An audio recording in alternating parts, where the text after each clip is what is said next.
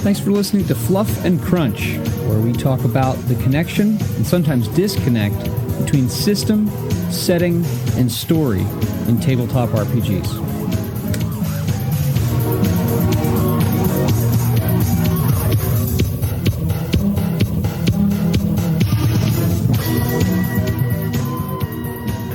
All right. How are you doing today, Chris? I'm good. How are you? I am all right. Have you done any gaming? We spoke last week, and now this is a new week. So maybe you were supposed to on Friday night. Did it work out? We finished the third chapter of the Age of Sigmar Soulbound role-playing game book that we're going through. So we're halfway through that now. I'm hoping I can finish it in another 3 sessions, which would put us at 7 sessions. I saw someone online said it took them 25 sessions. Oh. So I'm like, wow, I really I don't let my players go off topic and we just get on with it. Also, I've only got 2 players, but anyway, that helps. How about you? We played Kingmaker again. We were down 2 players, so we had 3 out of 5, which I made some adjustments to make it work and ended on a cliffhanger. And so we'll ended on a violent cliffhanger. So we'll see how that works out this coming session. So today, as evidenced by Chris's background, we're going to talk about Modiphius's 2D20 Fallout role-playing game. You're holding up the book right there, which is actually showing. That's nice. Yeah. Because all things Fallout are very exciting to people right now. It seems lots of people I see online, lots of pictures of Vault this and Vault that, and that blue and yellow color scheme, and talking about wanting to play Fallout. And smart, very intelligent. I mean, on behalf of Modiphius, I've seen lots of stuff from them on their Discord and emails and things like that, leveraging the spotlight that the property has on it through the Amazon show, which I've not watched. I mean, they were meant to be doing even better because they're launching a new sort of miniatures game called Fallout Factions, which is, as it turns out, I know one of the developers, but I didn't know that. Oh, but that's I do cool. And that was meant to be out by now, and it's been delayed to sort of July, by which point Fallout will not be the big thing. So Fallout will have fallen out by that point, and we'll have moved on to something else. You have a physical copy of the rulebook. I have a PDF copy of the rulebook. I also have a physical copy of the starter box. So I have read through the rulebook. I've read through and looked through the starter box, and you also have the Game Master's kit thing. Toolkit, which I thought also came with the GM screen, and it turns out that the Games Master's toolkit is separate from the GM screen. Okay, so this came with a booklet and some counters and some pads, but not the screen. So that's a new one on me. So let's do this. Let us talk about the game. Now, what's interesting is that, by the way, you're supposed to like, you're supposed to subscribe, you're supposed to get involved in the conversation. We'll remind you at the end. But what's interesting about Fallout as a property and as a game, as a role-playing game for Modiphius, is you and I have talked about doing something about Fallout, a game spotlight or a subsystem spotlight, the scavenging system. We've talked about that on and off for ages, and it just keeps slipping off the table. So we're finally getting to it. So thank you, Amazon, for creating a TV program which brought Fallout back into the limelight and made us go. That's right. Did we ever actually do that spotlight? And you were like, I don't think we did. And I was like, I don't know. No, so we're doing it. We're doing it now. This is it. We're doing it now. So let's go ahead and start with the basics. It's a 2D20 based role-playing game. Duh. Yes. It has challenge dice, which I think is worth mentioning now because Star Trek Adventure 2nd Edition doesn't have challenge dice. Dune doesn't have some others don't. It does. And yet there are also, at least from my view, there are some system differences that make it completely unique in the constellation of 2D20 games. What else do we need to establish, though, before we go into some of those? What makes it what it is in the 2D20 verse, if you want to call it that, and how do they try to meet the needs of Fallout as a property? I think that's the thing. That the reason why it plays, where there are differences, it's naming. It plays the same as things. You still roll between 2 and 5 D20s. Yep. You still go against the target number, which is stat and skill. You still can get a bonus from rolling under a particular thing, which gives you critical successes. You still generate a meta currency from getting more successes. You can still spend that meta currency for getting more dice. You can also spend the meta currency for more damage. You still roll combat dice. There are still effects on the combat dice. There are still, things There on are the weapon weapons. qualities and item qualities. Yeah. So a lot of people have issue. I mean, you will probably get to it. I played this, and because I had played, Conan and Infinity and Star Trek, when I got this book, I was like, I didn't even get the book actually, because I played this during COVID, so I played this online. But I played it with the PDFs, and I had no problems. I could work. I had one problem I had, which I completely solved, no problems.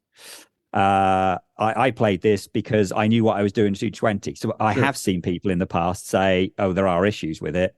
I think it's one of those things we've mentioned this a few times now. Because we jump from 2D20 book to 2D20 book, we sometimes will pick up a new 2D20 book and be like, "Oh, I know everything in here." And so there might be things we actually get wrong because we just gloss over them, or we know how to deal with it. That other people might get this and go, "Ugh." One of the things I think is very different from how they set it is the layout. Almost always the books start with background, then have character creation, all the character creation with skills and talents and all that stuff. And then they usually go into the rules and the combat rules then. This book, and I was surprised again looking through it this morning, this book does not do that. It starts off with the core rules, and it does a pretty quick version of the core rules. I've definitely seen them explain the core rules in more detail in other places. And then it goes into combat, which is quite a short section, and then it goes into character creation, which I prefer this. I'd rather have, I don't know. I guess there's arguments both ways. But anyway, so it's different. I did not do this intentionally, but that's how Eris is sequenced. I give a brief introduction to the setting. I spend a chapter on the core rules. I spend a chapter on action and conflict, and then go to character creation, because there are certain things, and I can see this in pretty much any game, but I can definitely see it in Fallout as well. There are certain things you would want to understand about how the game functions before you make a character. Otherwise, you make your character, and then you go and you read this stuff, and then you go play it, and you're like, my character doesn't really do what I want it to do. So I can understand the sequencing. What about the talking about character creation, or we want to talk about character creation? No, let me do rules, because let's do it in the rule to the book. There are two main rules differences. Now, this is not a simple case of saying that it's just a renaming thing. Right. It's more than that. Number one is momentum does not exist. Now, we could just say, some people go, "Oh, well, it's still momentum. He's just changed the name." No, because it works different. It kind of works different. There are some differences. It's not just called, the name. They are called action points. Now, the reason they are called action points is in the Fallout 3 and 4 computer games, when you get into combat, it's not, there is a mode you can go into where instead of it being fully real time, you kind of don't quite real time. It's a bit weird. It's very hard to explain, but essentially you kind of have an action point to come. And that's where they've got that from. So action points are kind of like momentum. You earn them the same way. If you get extra successes, you earn action points you can spend straight away. And if you don't spend them, they go into a group pool, same as momentum. You can spend them for extra damage, same as momentum. You can spend them for obtaining information, same as momentum. You can buy extra D20s, and the same as in the modern version, where it's 1 for 1, 2 for the second dice, and 3 for the third dice. So the full 6 that someone else has banked, you could spend on getting 3 extra dice. And you can give them to your GM. You can buy them off your GM, or give them to your GM, however you want to think about it. So there is no fancy doom or threat or heat or anything. You have action points, and the GM has action points. So that's the first thing. But they can do 2 extra things, because they are called action points. You can spend them for extra actions, which is bonkers, because normally that's in the realm of like the second meta currency, like fortune. Although actually in a number of the games you can spend momentum, but then you take an extra action and you take it at a higher difficulty. Yes. Whereas spending fortune or determination enables you to take another action without an increase in difficulty. So this is different I think the difference is that those are it's a combat momentum spend where if you generate momentum, you can spend momentum on having a second attack. Whereas this is kind of like a stand. I mean, I guess it's still part of combat, but it's basically if there is action points floating around, you can just take a second action. It doesn't have to be I've just done an attack as I do this. So if you've got a non-combat, if you don't want to, because there are quite a few non-combat actions, you could do two essentially non-combat actions. I don't think you can really do that in other versions of 2D20 because you haven't attacked. I think that the difference is, I mean, obviously the name difference is it's something to pay attention to. The fact that there isn't a different name for the GM's pool, and there are some different spend opportunities. I don't think fundamentally the meta currency is different, like at its foundation, but there are differences. You can't just assume, like, I remember when I played, it was either Star Trek Adventures or Octoon Cthulhu after having played some Conan. And you have to remind yourself that, the additional D20s is the modern, the stat, it's not one per, and you go, oh yeah, wait a minute, the spends are different. And so that I didn't know that until you told me. Yeah. So if you're listening and you're thinking, oh, I've played another 2D20 game, I'm going to check out Fallout because I like the show. Recognize that the action point meta currency is worth paying attention to because there are some differences. Yeah. Not just the name. And then the second thing is that the second meta currency just works differently.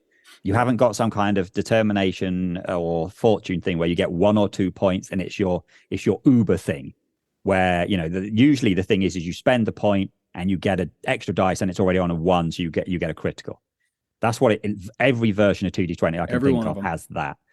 This does not. This has luck. Now, the reason it has luck is, again, it comes from the game. There is a luck stat in the game, which we will get to. And your luck stat in this gives you luck points, which you can spend to add details. So kind of link into traits, which I don't think I've seen anything about traits or truths in here. Is that my imagination or are they not in here? In most 2D20 games, it is an underexplained, underemphasized piece of the game. I don't think you have this stat called luck, which then you spend or can spend during a session to impact things. So that, and we've seen other games like that in the past. Cyberpunk 2020 had a luck stat that you would spend, and you could spend to increase die rolls and things like that. So you have a similarity there, and then actually that's what adds. Although I don't want to get to character creation yet because we're not past action. Yeah, I mean, there's definitely it's not as powerful as in other ones. I mean, the two main things you're going to use it for is if you don't have a skill and an ability. It says you can use your luck attribute for a skill test, which seems weird. I can't work if that's incredibly powerful. It says use your luck instead of the default attribute used for that test. I feel like that would always be, maybe on the off chance it might be. If you've got a really high luck attribute, that probably will be better than your skill. Although how often can you do that? Yeah, well, you have to spend a luck point to it. So that seems a bit odd. And then you can spend it to re-roll. So not buy extra dice, it's only re-roll dice. Okay. Which is tempting fate, depending. But yes, you haven't got any of the kind of the almost auto success thing that we used to have with determination and fortune.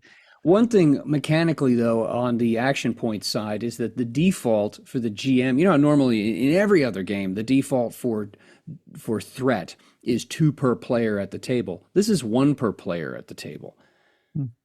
Which, obviously puts the GM in a position where the GM doesn't have as much currency starting a session to do this, that, or whatever on their end of the meta currency economy.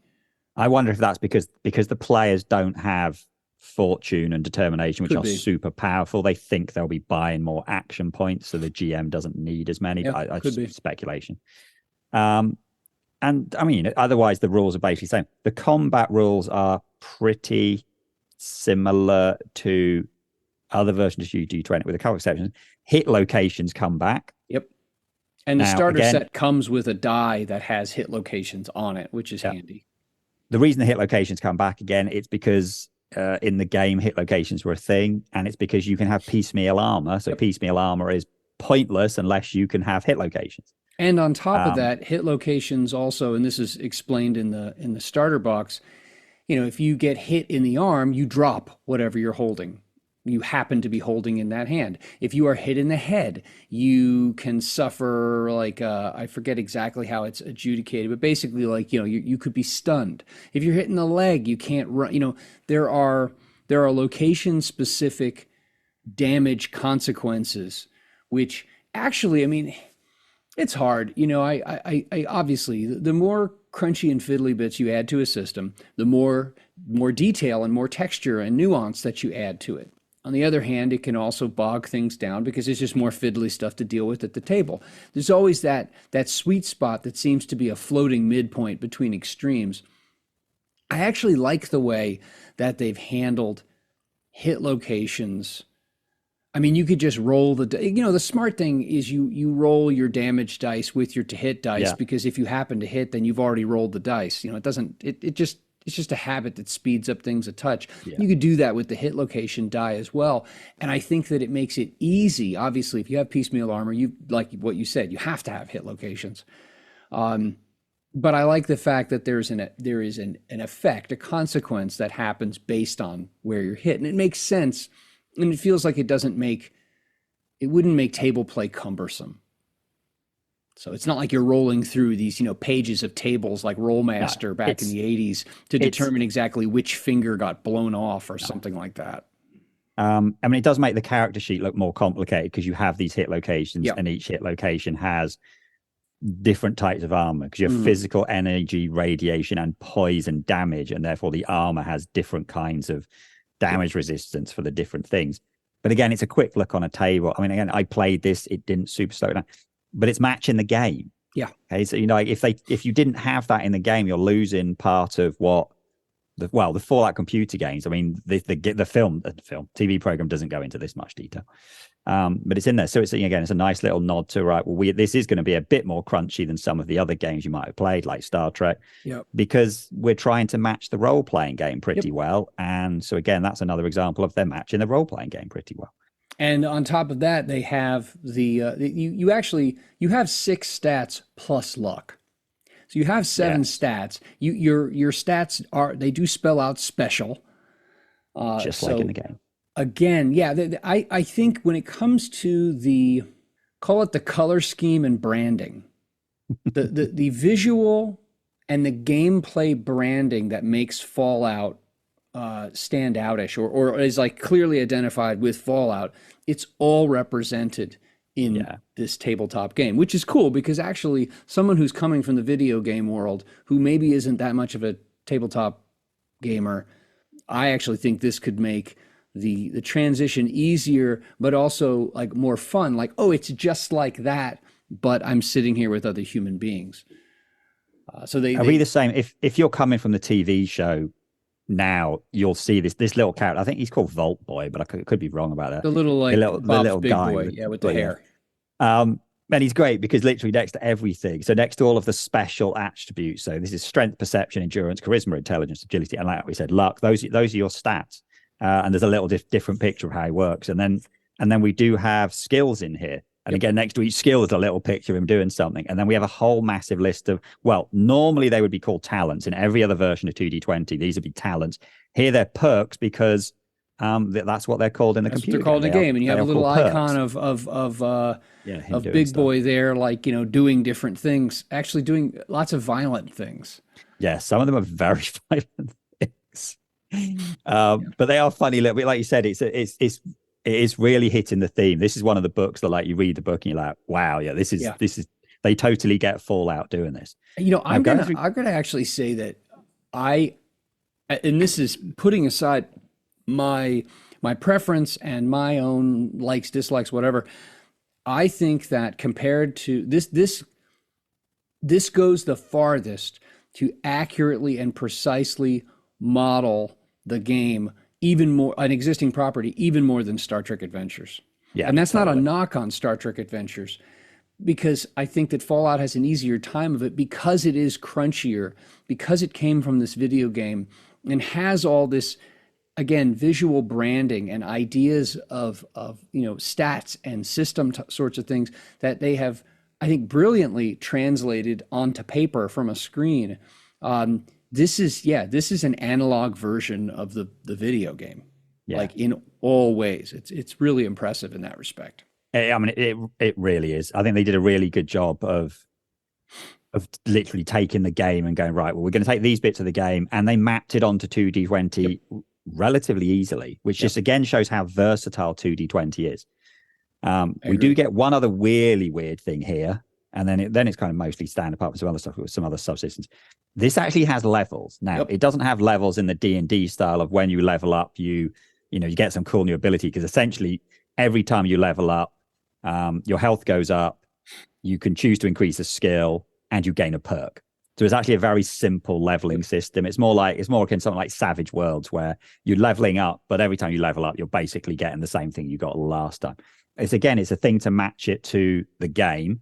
There are XP earning things later in the GM section, so you can give XP for various things, and that's all in the book later on. It also means, and I'm jumping ahead here, but while we're talking about levels and XP, it means we get levels for bad guys. So actually, and I don't know how well balanced they are, but of all of the 2D20 games, this is the one which has more clearly defined levels of the bad guys, because normally we kind of have minion and enforcer and the nemesis kind of thing. Those are probably wrong, but we have these usually have 3 levels. The trouble with that is that sometimes, you want something that's really powerful but easy to kill, or you want someone that's big. So this is much more defined. You and I did an episode ages ago. Now that we've been doing this for as long as we have, we can say ages ago. We did an episode ages ago on the fallacy of balanced encounters, and how challenge rating in 5e and from third edition forward is kind of it doesn't work fully, and doesn't have the mileage it's a guide. It's a guide.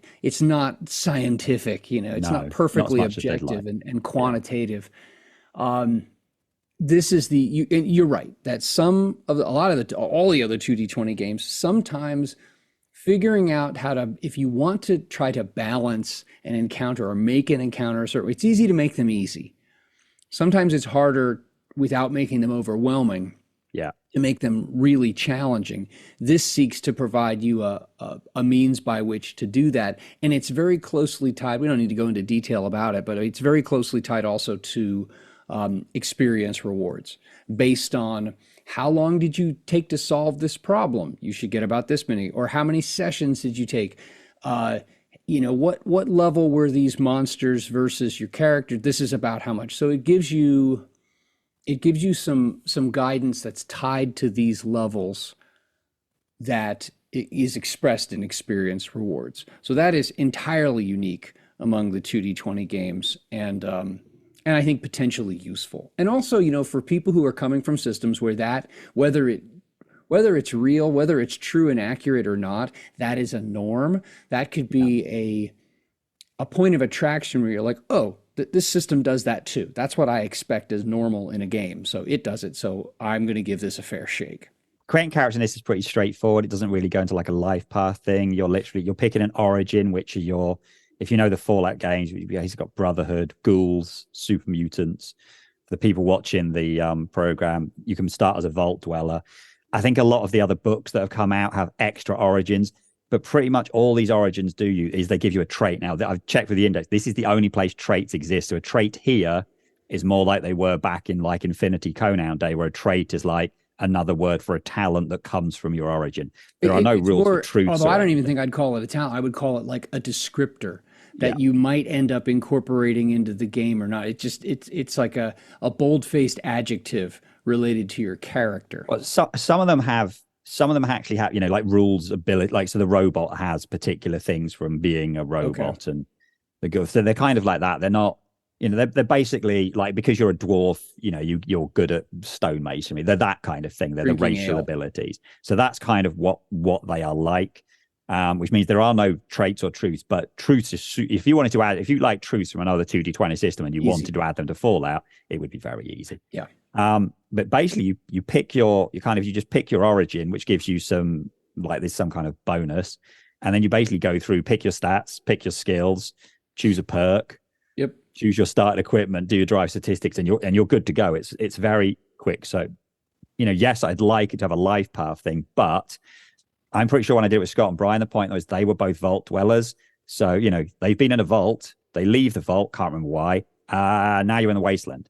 Yep. The point, this is much more a game you are starting from pretty close to zero and going out into the wasteland for the first time and then having adventures. Let's move to that. Let's talk about, I mean, this may not take us very much time at all, but what kinds of stories, we talked about system, what kinds of stories would you tell in this setting? I think this seems pretty darn obvious. I sandboxed the hell out of this. Yeah, my idea was I created a map.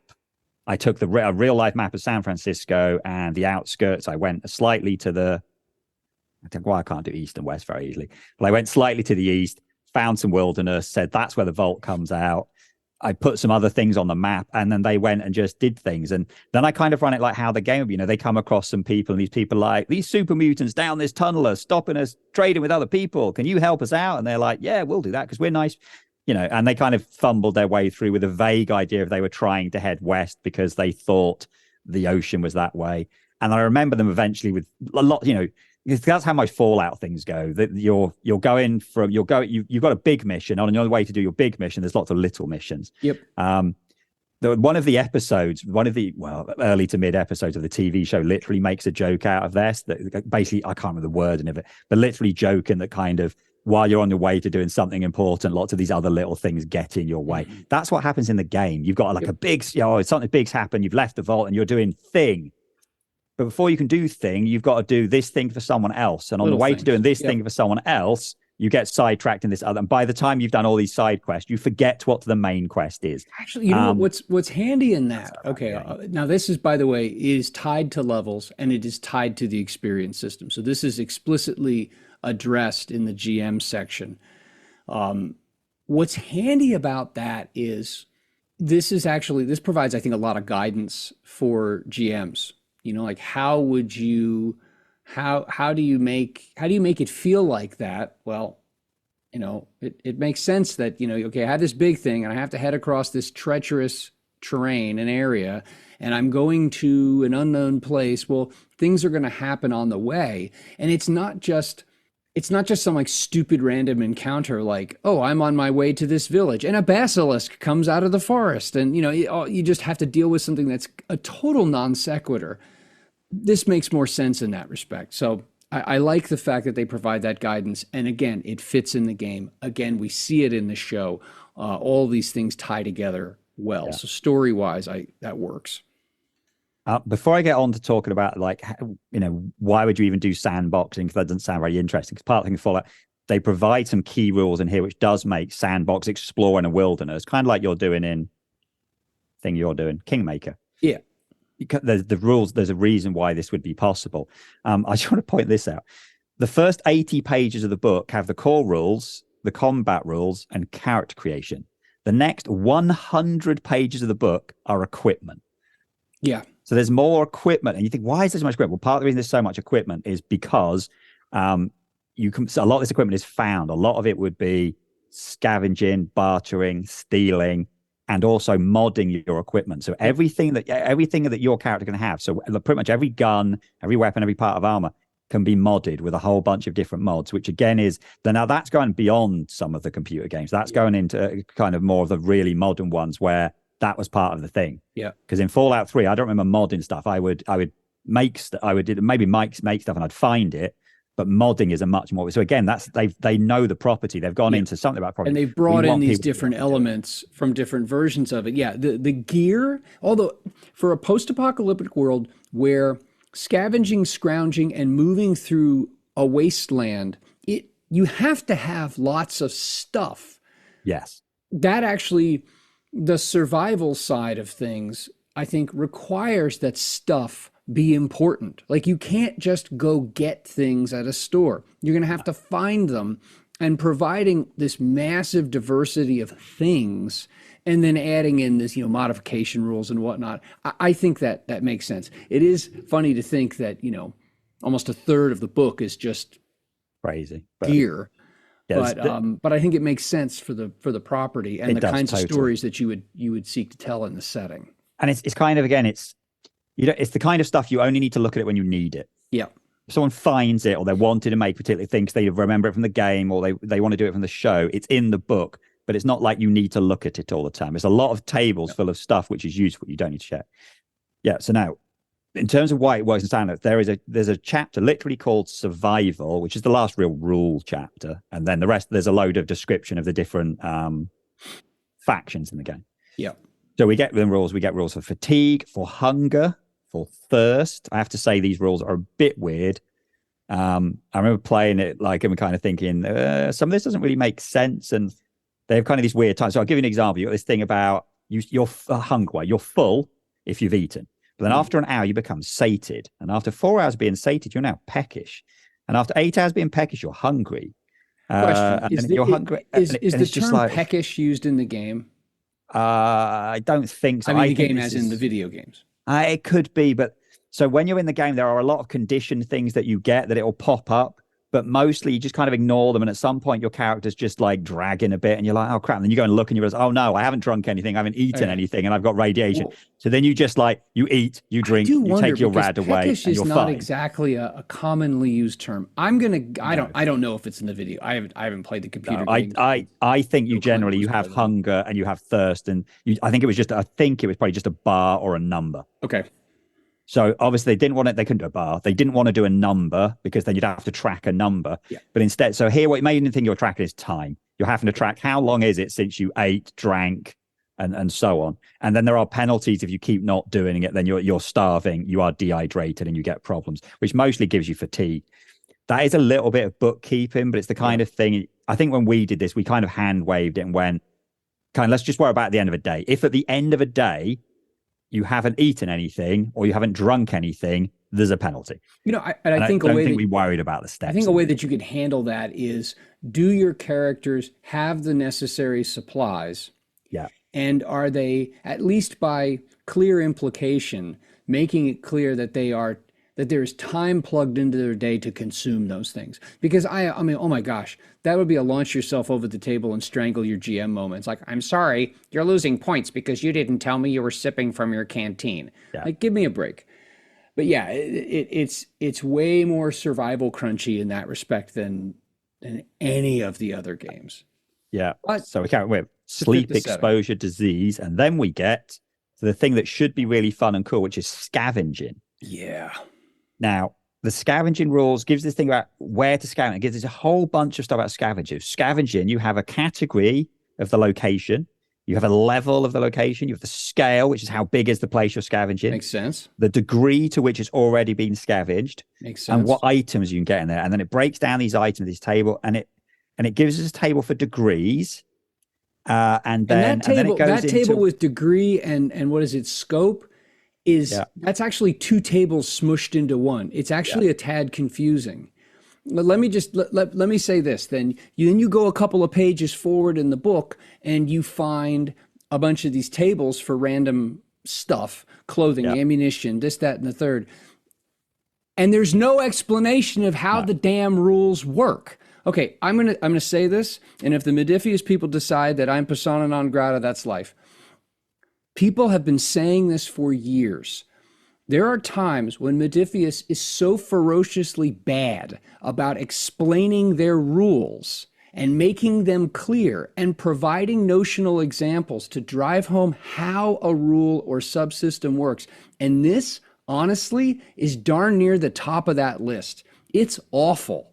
And you go to the GM section and it isn't any better. In fact, it even says in one of the places, this is described in more detail later. Yeah. That later has seemingly yet to come. Well, see, it gets worse because if you go to the GM toolkit, which I have, which is a separate purchase, which is advertised as having this, it's full of tables, it's full of random tables. So once you've decided what is in the location, you can roll, and there's random encounters that you can have in there. All kinds of good stuff. It still doesn't give us any examples. Again, It has this thing creating scavenging locations.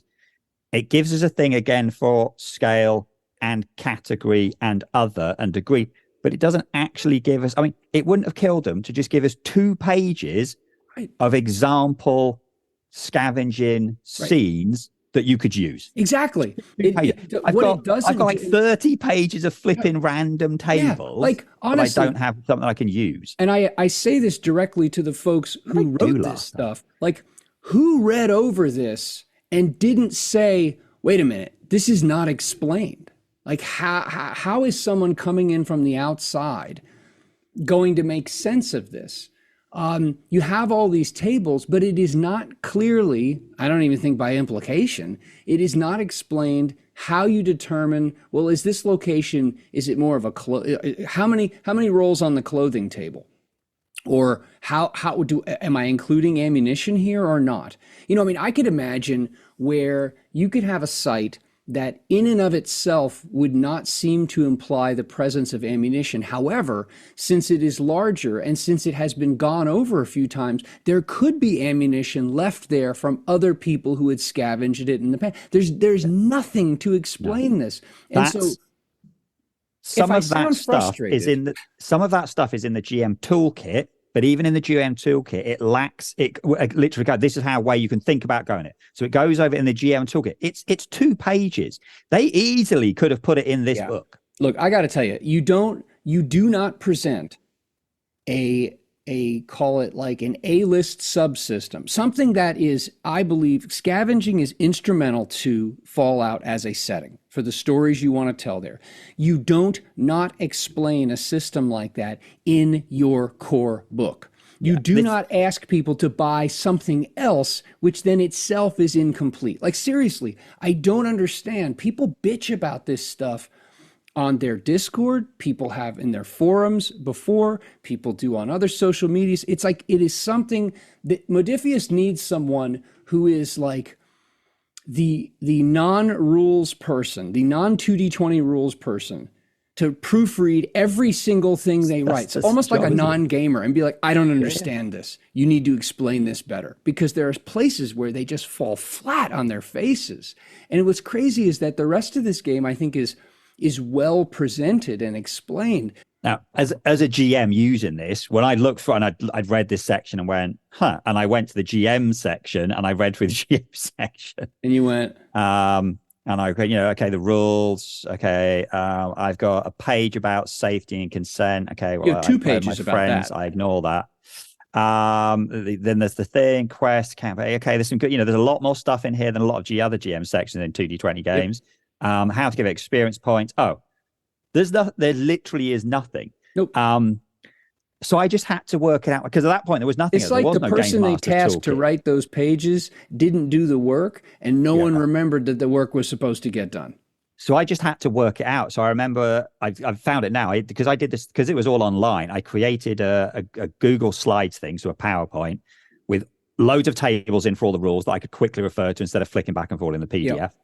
And I printed some of them, and I had all my maps and stuff to show the guys and pictures. I had all my art as well. And there's a table in here which has all of the different categories, and it has some locations, and it literally has sort of a min and max. Yeah.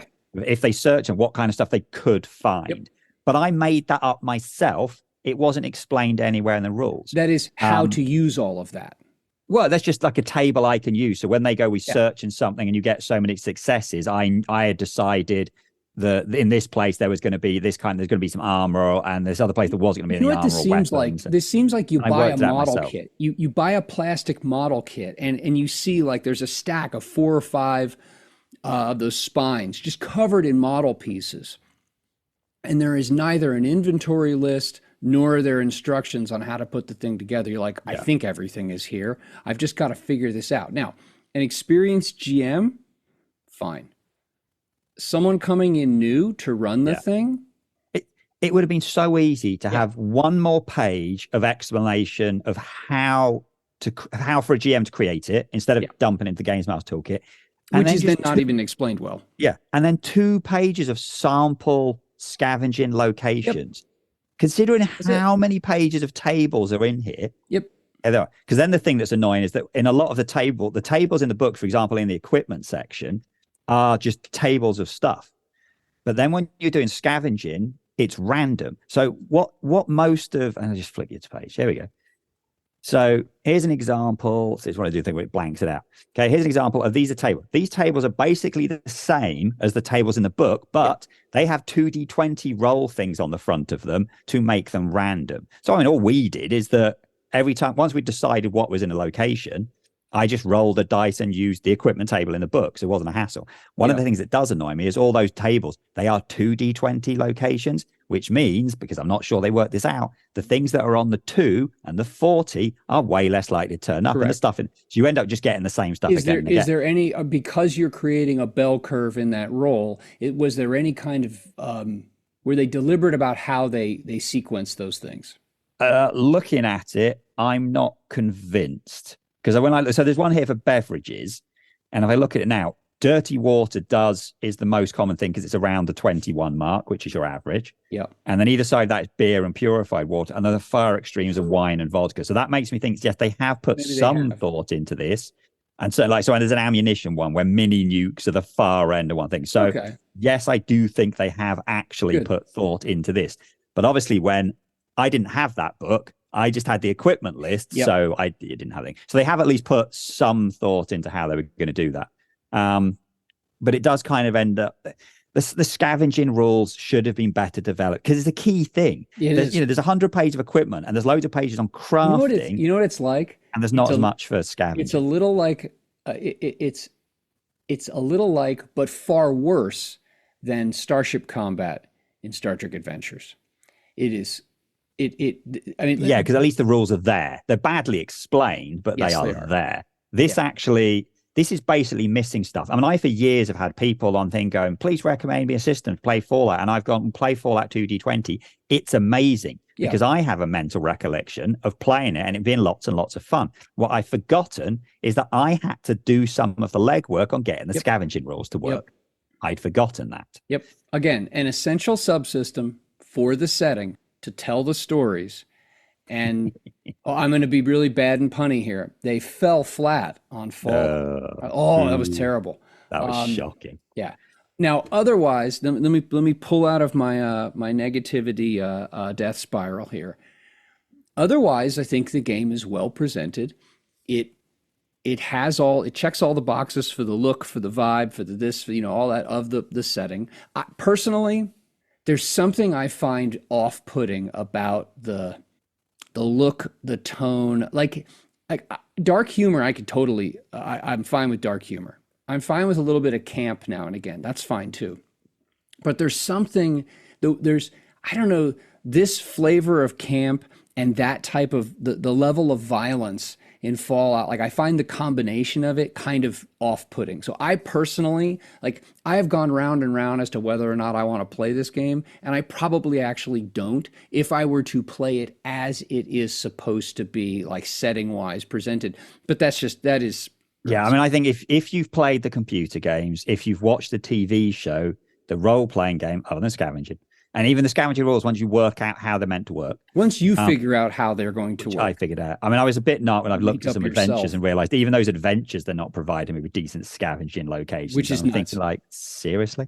Like you have in the starter box and you have in the book, they have opportunities through these adventures to provide examples so that even if they didn't explain it, you'd look at it and say, oh, that's how they pieced it together. Well, that's what I was looking at again, because when I played it, all I had was I didn't even have the book. I had the PDF of the core book. So now there's other stuff out.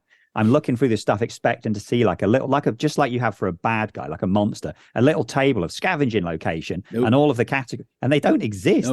They just aren't doing it. It's like scavenging is a really big deal, and they've pretended it's not a big deal. And then they say in places that this is explained later. Yeah.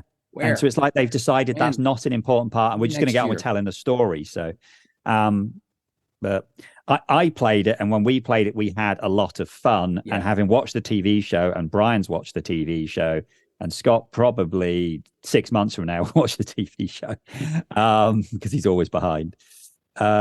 What want to do? I mean, I'm already thinking like this is the thing I want to play next, and I think the only real question is, shall we play a pre-written adventure? Because they exist now. There are pre-written adventures for Fallout now.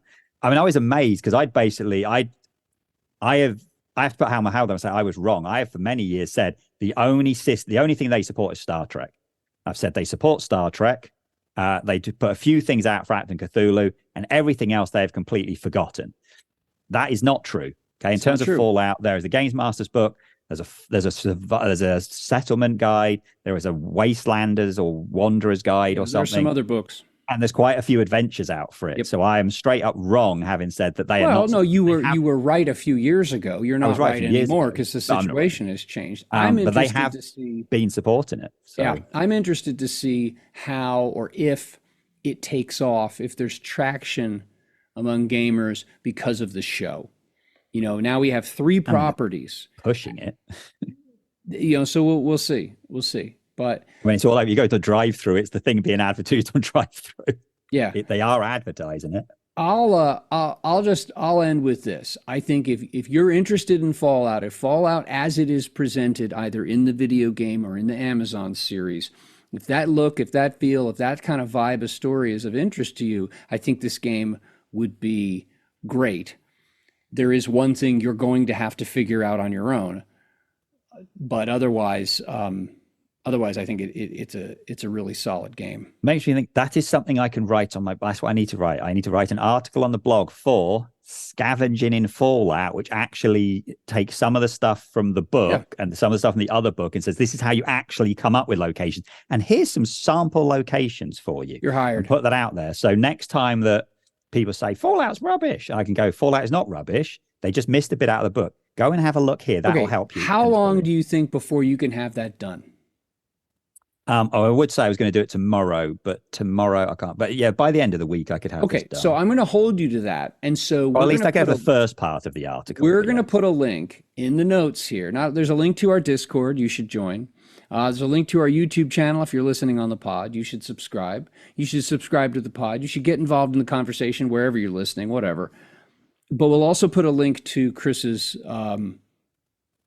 rules for this so that you can make sense of it and not sit there and be like, am I missing something? And spend 15, 20 minutes of your day wondering, what the hell am I, is there a page? Am I stupid? Am I not fine? No, it's not there. But Chris will supply that for you. I'll put an article in explaining what you need. I think I'm going to do another article explaining how to do it. And then I'll do an article with just examples with just some. There you go. Sample ones you can put in. And if I get that done by a week on Wednesday, you can drop the episode on Wednesday. That is lovely. And actually we have, we can do that. All right. Excellent. So usual stuff, like, subscribe, join the Discord, leave comments, tell your friends. Tell your friends. Tell your friends. We make a great stocking stuffer. Remember that. The new miniature stuff that I'm releasing, which is now on there. Yep. There you go. There we go. Join our cult. Oh, no. Join our movement. Be a part of the movement. How's that? I think I would genuinely rather say cult. Okay. Because if like a cult, at least I'm being honest. Can we say cabal? Yeah, because that sounds cool and shady. Yeah. Cabal. Okay. Join our cabal. A movement is a cult pretending it's not a cult. That's what a movement is. How's this? In the social media age, we could ask people to change their social media, their image or their avatar with a fluff and crunch filter to raise awareness about fluff and crunch. Like when some horrible thing happens in the world and people are like, I'm raising awareness. Like, you're not doing anything. You clicked on something and you didn't even give money. You didn't do jack.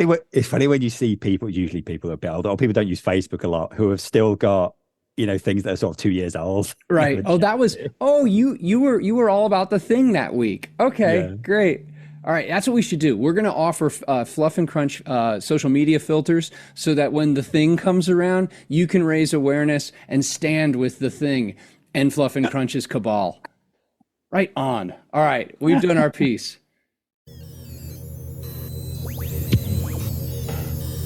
Thank you, as always, for listening to Fluff and Crunch. You can join our Discord, you can subscribe to the podcast, you can subscribe to the YouTube channel, all through the links in the show notes. Thanks again. Have a great day. We look forward to talking with you.